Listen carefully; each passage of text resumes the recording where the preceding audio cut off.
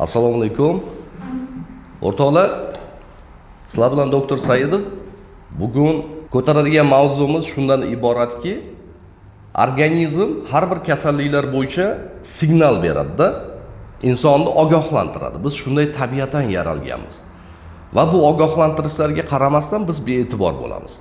Shuning uchun bizning sohamiz tizza yemirilishlari, tizza kasalliklari va bo'yin, belda uchraydigan umurtqa pog'onasi grija, protruziya, umurtqa pog'onasining barcha kasalliklari bo'lganligi uchun hozir shu 3 ta yo'nalish bo'yicha sizlarga ozgina o'sha signallar haqida, eng ko'p uchraydigan, sizni bezovta qiladigan holatlarga bee'tibor bo'lmasliklaringni aytib o'tishni lozim deb topdik.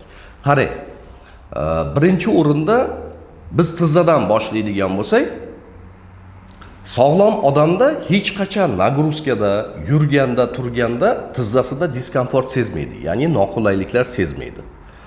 Agar tizza o'tirib turganda g'ichir-g'ichir ovoz chiqaradigan bo'lsa, bu elementarni, og'riq emas, faqat ovoz chiqaryapti. Mana bunaqa holat bo'lsa, bu nimadan dalolat beradi? Birinchisi, sizning tizzangizda sinovial suyuqlikni yetarlicha ishlab bermayotganligi. Mana shu oddiy narsalardan boshlanadi. Yo bo'lmasa tizzada qanaqadir artrit, yengil yallig'lanish kasalligi borligi. Yo bo'lmasa menisklarda oz-moz jarohat holati bor, hali og'riq beradigan darajada emas. Yo bo'lmasa tizza boylamlarini qanaqadir bir yengil travma olganingizdan keyin o'sha boylamlarni noto'g'ri harakatga kelishini oqibatida shunaqa shilchoq deyiladi. Mana shunaqa ovoz chiqarish holatlari bo'ladi. Bu ham bitta signal. Ikkinchidan, tizza o'zidan o'zi hech qachon deformatsiya bo'lmaydi, ya'ni shishmaydi. Tizzangiz bir xil holatda. Agar ikkalasi oynada siz og'riq sezmayapsiz, lekin oynada ikkala tizzada salgina deformatsiya o'zgargan, bittasi shishganroq holati bo'ladigan bo'lsa, bu sizni tizzangizda o'sha yallig'lanish boshlang'ich etaplari ketyapti.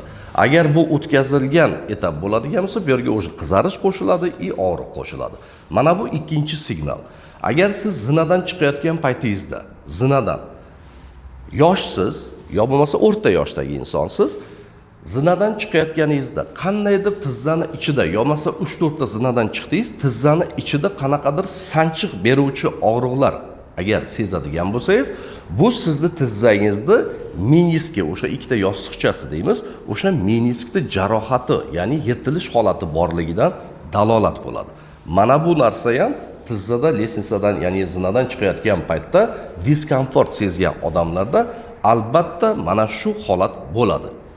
Endi agar siz divanda o'tirganingizda yo bo'lmasa yerga o'tirganingizda siz joyingizdan qimirlagan paytingizda tizzada og'irlik sezib birpas turgandan keyin yurib ketayotgan bo'lsangiz, bu tizzangizda sizni bu signal tizzada oziqlanish buzilganligi va siz o'sha joyingizdan turib birpas to'xtab qolganligingizni sababi tizzani ichi emas, tizzani harakatga keltiruvchi sistema, ya'ni mushaklar disbalansda ishlagani va bu mushaklar orqali tizzaga ozuqa bormayotganligi va bu mushak fatsiyalaringiz spazm holatiga tushib qolishidan dalolat beradi. Mana bu narsa bir xillar aytadi-yu, ozgina yurganimdan keyin oyog'im ochilib ketadi. Yo bo'lmasa ozgina harakat qilganimdan keyin men hech qanaqa tizzamda hech narsani sezmayman deydi. Bu narsa tizzani ichida jarohat bo'lmasa ham, sizni tizzangizni harakatga keltiruvchi o'sha sistemada muammo borligidan dalolat beradi va buni vaqtida oldini olmasak, o'sha biz yuqorida aytgan artroz, ya'ni suyak yemirilishi xalq tili bilan, o'sha yemirilishlarning boshlang'ich darajalari boshlangan bo'ladi. Shuning uchun tizzada bo'ladigan har bitta noqulayliklar, har bitta qanaqadir noqulay ovozlarning chiqishi, qanaqadir shishni paydo bo'lishi, yo bo'lmasa tizzangizda og'irlik sezishingiz, zinadan chiqqaningizda, yo bo'lmasa ko'proq yurganingizda oyoqlaringizni shu tizza sohasini charchashi, bu sizga organizm ogohlantiryapti degan narsani to'g'ri qabul qilishimiz kerak. Ya'ni bee'tibor bo'lmaslik kerak. Bunaqa holatlarda siz o'z boshimchalik qilib turib o'tib ketadi, erta o'tib ketadi, indin o'tib ketadi degan bilan qanaqadir mazlarni suykab uy sharoitida biron lecheniyalar qilishingiz mumkin albatta. Lekin agar bu narsa o'tib ketmasa, albatta tekshiruvlarni amalga oshirish kerak bo'ladi. Endi xuddi shu holat bel va bo'yin grejasida bo'ladigan holat.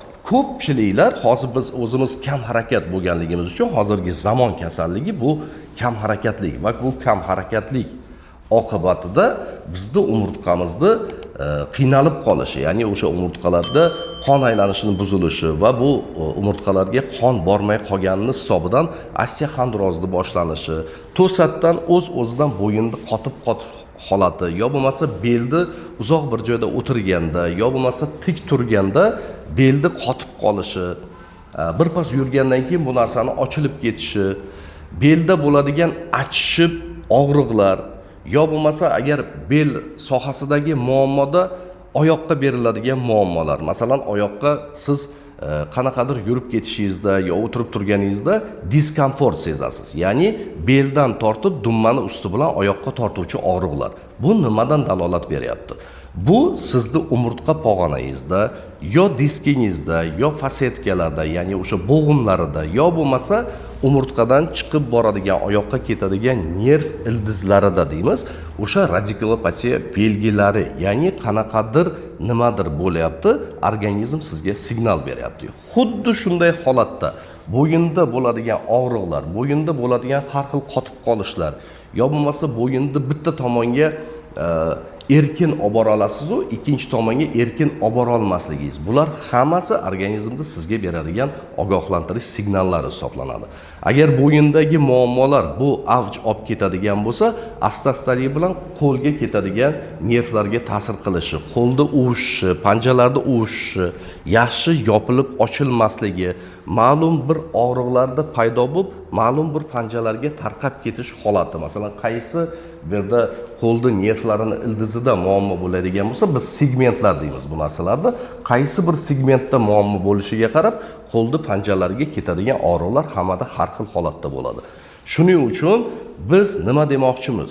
Mana shu signallar insonlarimiz ko'p e'tibor bermaydigan, hali o'tib ketadi, mana o'tib ketadi degan holatlarga bizni bee'tiborligimiz tufayli ayanchli oqibatlarga olib kelib qo'ygan holatlar bo'lib qoladi. Shuning uchun bu mavzuda biz bo'yningizda diskomfort sezdingizmi, belingizda noqulaylik sezdingizmi, yo tizzalaringizda noqulaylik sezdingizmi, bu narsani avvalo uy sharoitida masalan xohlagan mazingizni, xohlagan retseptingizni qilib ko'rishingiz mumkin. Agar bu o'tib ketsa, bu sizning baxtingiz. Agar o'tib ketmayotgan bo'lsa, mana shu oddiy narsalar, sizni bezovta qilayotgan narsalarda o'zini diagnostikasi bor. Masalan, biz bo'yin, bel sohalarini hozirgi zamonda eng yaxshi tekshiruv bu MRT snimkalari. MRT snimka albatta arzon emas, lekin sog'ligingiz uchun o'sha narsani qilib ko'rish kerak. Tizzani ham masalan MRT qilganimizda yo rentgen qilganimizda biz tizzada o'zgarishlarni ko'rishimiz. Nima uchun rentgen bizga ma'lumot ko'p bermaydi? Mana shu yerda bitta narsani diagnostikaga tushuntirib ketay, o'rtoqlar. Rentgen bu faqat sizni suyagingizda o'zi bo'lgan o'zgarishni ko'rsatib bera oladi. Yumshoq to'qimalarda, boyna biz aytganday mushaklarda, fatsiyalarda, nervlarda, disklarda bo'ladigan o'zgarishni rentgen ko'rsatilmaydi. Mana bizda oddiy xalqimiz tushunmaydi, ko'p savol berishadi. Rentgen qilsam ham bo'ladi. To'g'ri, rentgen bu arzon tekshiruv. Rentgen bu bizni qadimiy tekshiruvimiz. Aslida hozirgi zamon talabida rentgenda biz chotki faqat suyakda bo'ladigan o'zgarishlarni mukammal ko'rishimiz mumkin. Ya'ni o'sha yemirilishlar o'sha suyakkacha o'tib ketgan bo'lsa, bu bizga ma'lumot beradi. Lekin boshlang'ich etaplarda hozir biz yuqorida aytgan kasalliklarda eng zo'r tekshiruv bu MRT. MSKT ham emas, MRT tekshiruvi. Bo'yin sohasi bo'lsa отдельно MRT qilinadi, bel sohasi отдельно qilinadi va tizza sohasi отдельно. Bittasini qilsangiz, ikkinchisi haqida ma'lumot olsa ham bo'ladi. Shuning uchun o'rtoqlar, mana bu narsalarni olib chiqishimizdan maqsad juda ko'pchilik biz shu sohada ishlaganimiz uchun juda ko'pchilikda o'tib ketgan muammolar ko'payib ketganligi uchun, ya'ni o'sha orqaga qaytmaydigan jarayonlar boshlanib, o'sha tizzada bo'ladigan 3-4 darajadagi suyak yemirilib ketishi yo'masa, bu xalq tili bilan albatta, fan tilida bu artroz, gonartroz, mana bu holatlarda rivojlanib ketganligi va o'sha kech bo'lgan holatda hech nima qilib bo'lmasligi, temir qo'yib, endoprotez qo'yganimizdan keyin ham o'sha tizzalar yurib ketmayotganligini ko'rganimiz uchun va bu narsani o'zi meditsina ojiz bo'lib qolgan holatlarda insonning ongiga bitta fikr kelyaptiki, xalqimiz shu narsani bilsin, shu darajaga olib bormasin. Mana boshqa millatlarda bizga nisbatan, o'zimizning millatga nisbatan meditsina bilimi ko'proq deb hisoblaymiz. Chunki bizning xalqimiz baribir soddaligimizga boramiz. Barimiz bugun emas, ertaga shuni qilaman deymiz, orqaga suramiz. Aslida keyin qaytmas jarayonlar boshlangandan keyin yaqa yuguramiz, baqa yuguramiz, o'sha pul ham ketadi, o'sha hamma narsa ketadi, lekin hech narsa qilib bo'lmaydi. Shuning uchun mana bunaqa holatlarda o'sha tekshiruvlarni qilish kerak. Mana hamma joyda o'zimizning vrachlarimiz bor. Bu sohalarda travmatologlar, nevropatologlar, reabilitologlar, kineziologlar, hozir mutaxassis ko'p. Masalan, umurtqa pog'onasi bilan, tizza kasalliklari bilan shug'ullanadigan mutaxassisga olib borib, albatta o'z vaqtida konsultatsiya olish kerak bo'ladi. Biz o'zimizning yo'nalishimizda Samarqandda o'zimiz ko'ramiz. Mana shu quyidagi raqamlarda Telegram kanallarimiz bor. Agar kimda kim o'zini yashab turgan joyida yaxshi informatsiya ola olmagan bo'lsa, yaxshi lecheniya ola olmayotgan bo'lsa, o'zini kasalligi to'g'risida mukammal ma'lumot ola olmayotgan bo'lsa, o'sha telegramlarga siz MRT snimkangizni, plyonkasini, zaключение qog'ozini rasmga tushirasiz va ostidan shikoyatingizni doktor Saidovga mana shu shikoyatim mana shu narsa bezovta qilyapti deb ikki og'iz so'z bilan tushuntirasiz. Biz bir sutkada bir marta kiramiz, o'sha telegramga kelgan ma'lumotlarga qaraymiz. Agar buni o'zingizni yashab turgan joyingizda mutaxassisga yo'naltirish kerak bo'lsa, biz shu mutaxassisga boring deymiz. Agar o'zi siz borib foyda topmagan bo'lsangiz, albatta biz taklif qilamiz va sizni o'sha qanaqa darajada kelib qolgan kasalligingiz bo'lsa ham mukammal o'sha narsani bez operatsiya usulida davolashga yordam beramiz. Sog' bo'linglar, salomat bo'linglar.